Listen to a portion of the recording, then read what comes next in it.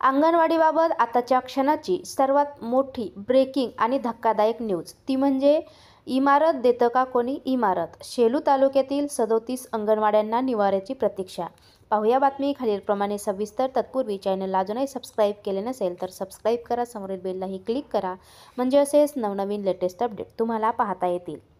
शिक्षणाचा दर्जा सुधारण्यासाठी एकात्मिक बालविकास सेवा योजनेअंतर्गत अंगणवाड्यांच्या माध्यमातून चिमुकल्यांना त्यांच्या घरापासून जवळच शिक्षणाची सोय व्हावी, त्यांना शिक्षणाची आवड निर्माण व्हावी या उद्देशाने अंगणवाड्यांची निर्मिती झाली. मात्र शेलू तालुक्यात 37 अंगणवाड्या अद्यापही स्वतःच्या इमारतीविनाच भरत आहेत.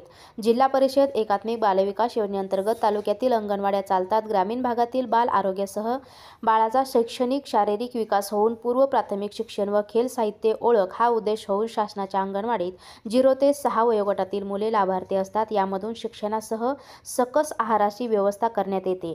प्रत्येक अंगणवाडीमध्ये स्वच्छ पिण्याचे पाणी, स्वच्छतागृह, साठाखोली, स्वयंपाकगृह अशी व्यवस्था केली जाते.